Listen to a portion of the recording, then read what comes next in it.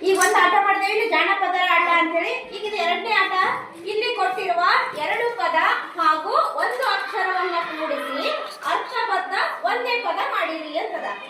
ಎರಡು ಪದ ಒಂದು ಅಕ್ಷರ ಸೇರಿಸಿ ಏನ್ ಮಾಡ್ಬೇಕು, ಒಂದು ಅರ್ಥಬದ್ಧವಾದಂತ ಪದ ರಚನೆ ಮಾಡ್ಬೇಕು ನಾವು. ಹಸೆ ಪ್ಲಸ್ ದವ ಪ್ಲಸ್ ಕಿ ಅಂತದ. ಇದಕ್ಕೆ ಏನ್ ಮಾಡ್ತೀನಿ, ಫಸ್ಟ್ ಹ ತಗೊಂಡು ಇದಕ್ಕೆ ಸೇರಿಸ್ತೀನಿ. ಹಕ್ಕಿ ಆಯ್ತು. ಹಕ್ಕಿ ವಲಸೆ, ಹಕ್ಕಿ ವಲಸೆ ಆಯ್ತಾ. ಹಕ್ಕಿ ವಲಸೆ. ಇದೇ ರೀತಿ ಇನ್ನು 4 ಪದಗಳು ಮಾಡಬೇಕು. ಹರ ಪ್ಲಸ್ ದುಬ್ಬ ಪ್ಲಸ್ ನ. ಒಬ್ಬೊಬ್ಬರೇ ಒಂದೊಂದು ಪದ ಮಾಡಿ. ಮಾಡಿ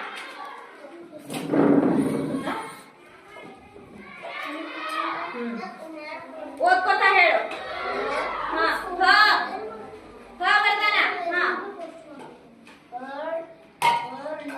ನ ತಗೊಳ್ಳೋಣ. ಹಣ ಅಂತ ಬರ್ದು. Next correct. ಹಣ ದುಬ್ಬರ ಸರಿ. ಗುಡ್. ನೆಕ್ಸ್ಟ್ ರಣ ಪ್ಲಸ್ ಕಸ ಪ್ಲಸ್ ಮೀ.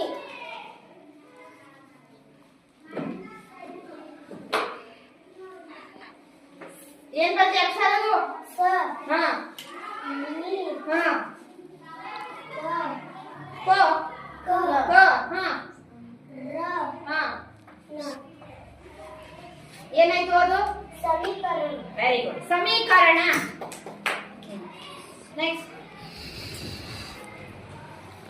ಶರ ಪ್ಲಸ್ ನಾಣ್ಯ ಪ್ಲಸ್ ಅ. ಹಾ ಹಾ ವೆರಿ ಗುಡ್. ಹಾ ಓದು. ಏನಾಯ್ತು? ಅರಣ್ಯನಾಶ. ಏನಾಯ್ತು? ಅರಣ್ಯನಾಶ. ಕರೆಕ್ಟ್. ನೆಕ್ಸ್ಟ್ ಗತಿ ಪ್ಲಸ್ ರಣ ಪ್ಲಸ್ ದ. ಯಾವ ಅಕ್ಷರ ತಗೊಂಡಿ? ಹಾ ಹಾ ಹಾ